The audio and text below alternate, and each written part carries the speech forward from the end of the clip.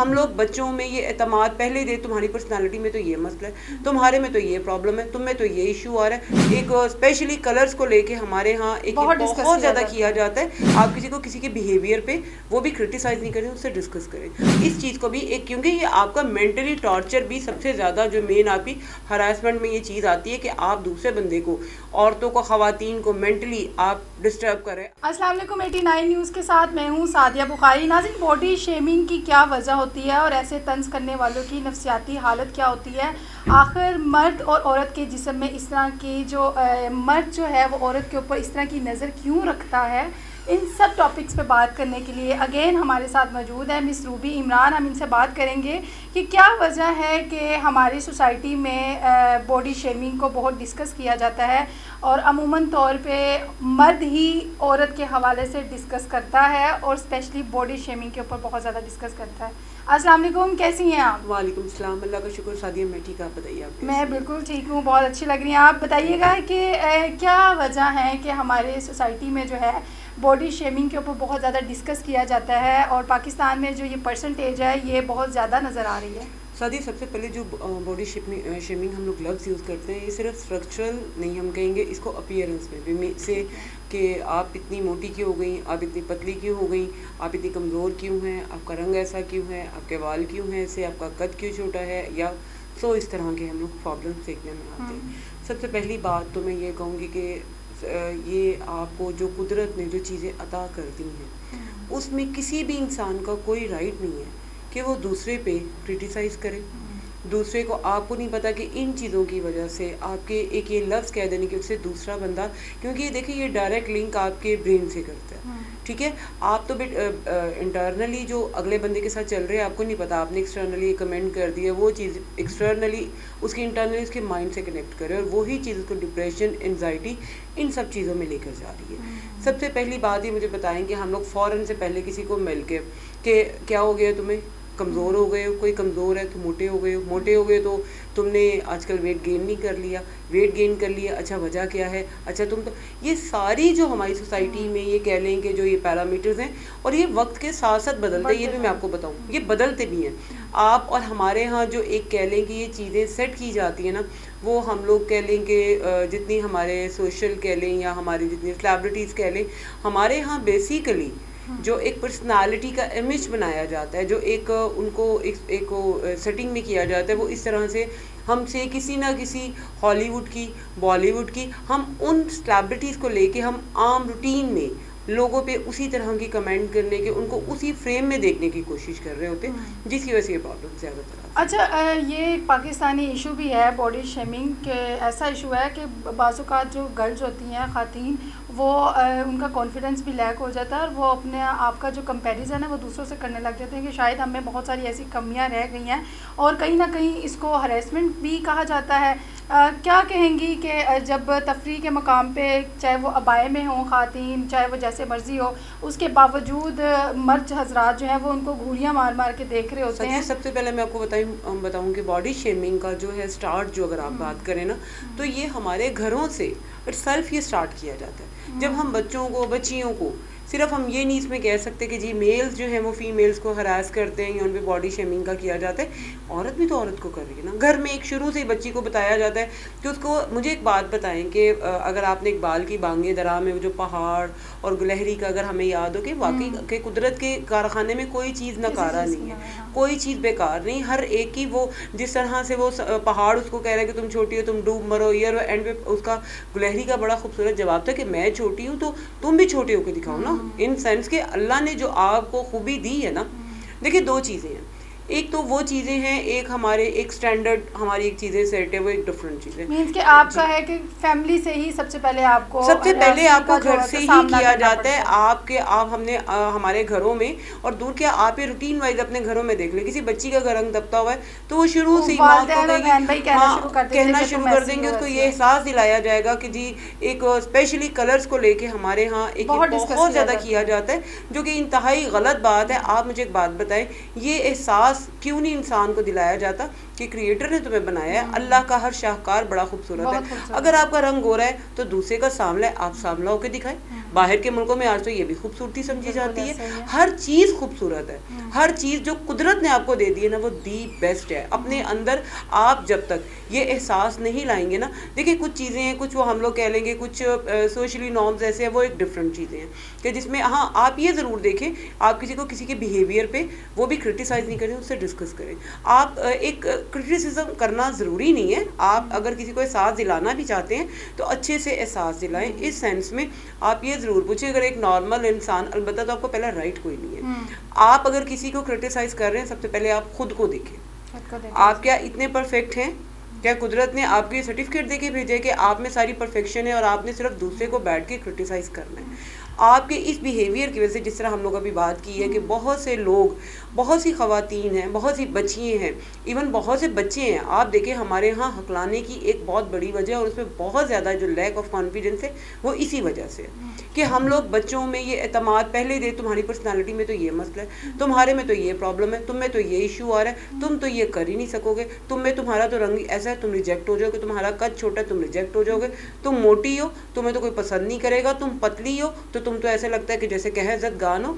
हम लोगों ने जो ये सोसाइटी में जो पैरामीटर सेट किए हुए ना, इसमें सिर्फ ये कह लेंगे सिर्फ मर्द नहीं, ख़वातीन भी इस चीज़ में शामिल है, लेकिन मर्दों का क्योंकि ये पसंदीदा मशगला है, इस सेंस में मैं ज़रूर कहूँगी हर मर्द नहीं लेकिन मेजॉरिटी अब वो समझ रहे होते हैं इवन के मार्केट में भी आपने देखा होगा कि बापर्दा खातून भी जा रही होती है तो उसके ऊपर भी बाकायदा डिस्कस किया जाता है कि ये ऐसी है, ये सबसे पहले तो मैं आपको बताऊं, जो आप चूँकि नफ्सियात पे भी काम करती हैं, थोड़ा सा ये भी एलेबरेट कर दीजिएगा कि ऐसे नफ्सियात इनकी होती है या फिर ऐसे क्या होती है इनकी नफ्सियात? सबसे पहले तो मैं आपको एक बात बताऊं कि ये कहना कि हया को सिर्फ औरत के साथ मंसूब कर देना, सबसे पहले तो ये बड़ी गलत बात है। हया दोनों के लिए होती है, चाहे मर्द के लिए हो चाहे औरत के लिए हो। दूसरी तरफ हम लोग बात करते हैं कि बहुत सी ख़वातीन बापर्दा भी जा रही हैं या किसी तरह भी, देखें आपकी बॉडी शेमिंग, आपकी जिस्मानी साख्त को डिस्कस करने का हक किसी को नहीं है।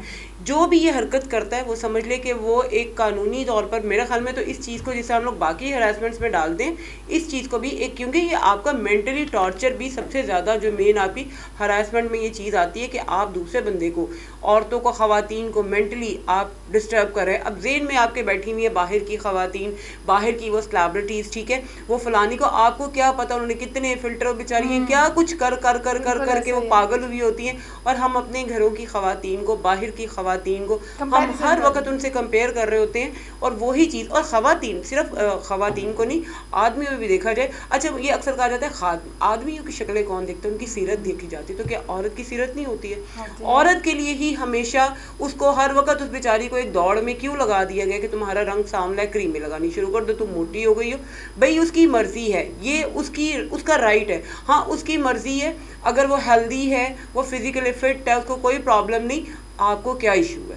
It's none of your business. हर इंसान को कुदरत ने यह हक दिया अपनी मर्जी से जिए। हाँ, अगर कोई प्रॉब्लम आ रही है तो हर इंसान को खुद बेहतर पता है कि वो सोसाइटी में मूव करने के लिए, सबसे पहले देखिए जो सोसाइटी के पैरामीटर्स नहीं हमने खुद सेट किए हुए, ये कहाँ पर हमने कब इस दौड़ से निकलना है कि जी लड़कियाँ हैं वो बिल्कुल स्किनी हो जाए, अगर स्किनी नहीं है तो उनकी बॉडी शेप अच्छी नहीं है, बॉडी शेप नहीं है तो ये तो आप क्या मैन्युफैक्चरिंग फैक्ट्री से तैयार करवा रहे हैं? बिल्कुल ऐसे ही। अच्छा, जैसे कि आपने कहा कि हमारे यहाँ लिबास को भी बहुत डिस्कस किया जाता है। अगर आप वहाँ पे देखें, किसी मार्केट में जाएं तो वहाँ पे अगर किसी भी लड़की ने पैंट शर्ट भी पहनी होगी तो उसको भी डिस्कस करने लग जाते हैं, उसको भी घूरियाँ मारने लग जाते हैं और घर तक उसको छोड़कर आते हैं। साथ ही उसकी एक वजह है कि हमारे यहाँ ना सबसे पहले हम लोग अभी तक सॉरी टू से उसी माहौल से, उसी कल्चर से निकल नहीं पा रहे, जो मैं अक्सर अपनी बात में करती होती कि हम लोग जो पाको हिंद में, जो बड़े सगीर में हमारे एक वो जो कल्चर चल रहा था, और वो चलते चलते जिसमें हमारा सबसे फेवरेट टॉपिक होता है दूसरे की ज़ातियात में मुदाखलत करना।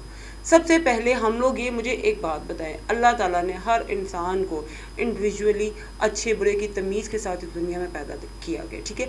उसने अपने अच्छे बुरे को, हर चीज़ को लेके खुद चलना है। आप उसको एक अवेयरनेस देते हैं। अब आपने जिस तरह एक बात की कि ख़वातीन अक्सर इस तरह लिबास, देखिए सबसे पहले अगर एक औरत घर से खुद निकल रही है, उसको बेहतर पता है, उसको पता होना चाहिए कि वो किस तरह के माशरे में जा रही है, ये किस तरह के, क्योंकि हमने रहना तो इसी सोसाइटी में। लेकिन सेकेंडली मुझे एक बात बताएं आप, आया क्यों हम इस चीज़ को शख्सी आज़ादी का हम नाम बड़ा इस्तेमाल किया जाता है, ये आम इंसान पे। अब ये फ़ौरन हमारे यहाँ फ़ौरन पता होगा जी, ये वो ख़वातीन बैठ गई हैं जो कहती हैं मेरा जिस्म मेरी मर्ज़ी। हालांकि ऐसा कुछ नहीं है।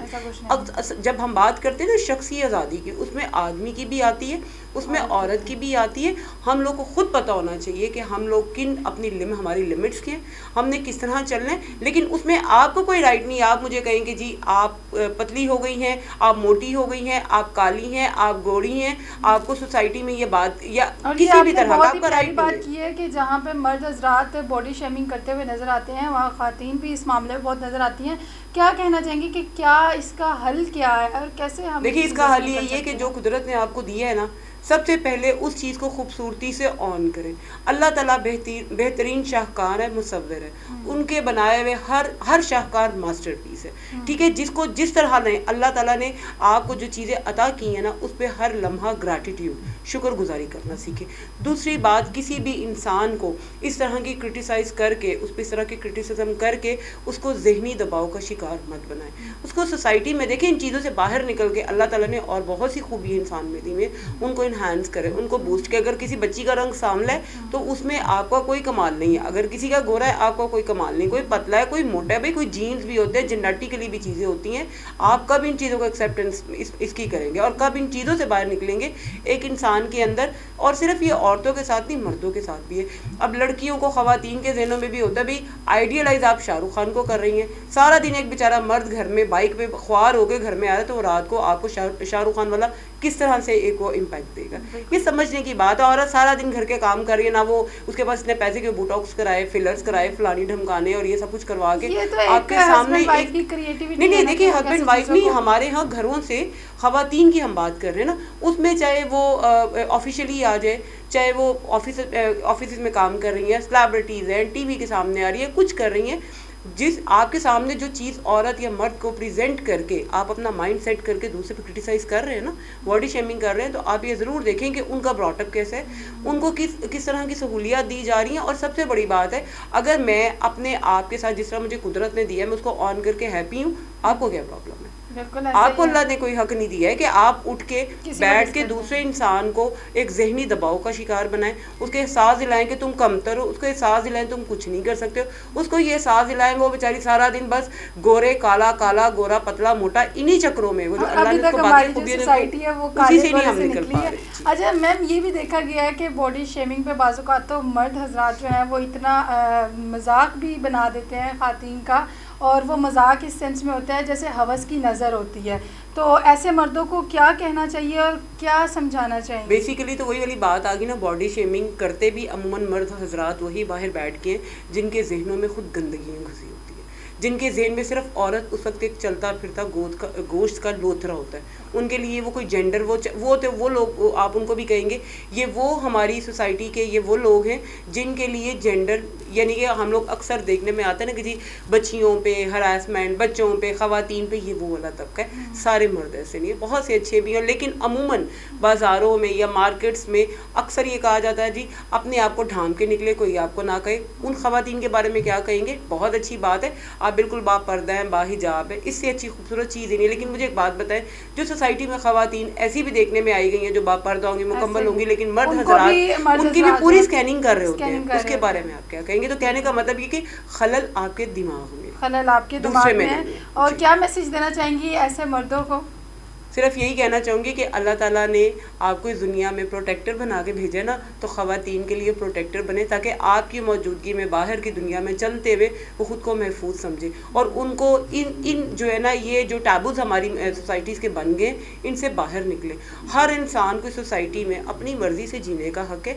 जीने का हक़ ये नहीं कि हम कोई मादर पिदर माहौल में रह रहे। इस सेंस में अगर वो जिस तरह से ख़ुद को ऑन करके, अगर वो जिस्मानी तौर पर हेल्दी है, जहनी तौर पर हेल्दी है, सोसाइटी में अपना बेस्ट रोल अदा कर रहा है, तो आप प्लीज़ उनको इस तरह की हरकतें, इस तरह की बातें करके उनको जो है वो कॉम्प्लेक्सिस का शिकार ना करें, और वो जो करना चाह रहे हैं उनकी सलाहियतों को उभारने की कोशिश करें, जो कुदरत ने उनको अच्छी खूबियाँ दी हैं। शाहकार देखे पेंटर्स ने पेंटिंग्स बना के अपना एक से एक मास्टरपीस छोड़ दिया। अब अपनी कदर खुद करें। और ख़वातीन को भी मैं कहूँगी कि आप प्लीज़ दूसरों के ज़हनों से अपने आप को एनालिसिस करना छोड़ दें।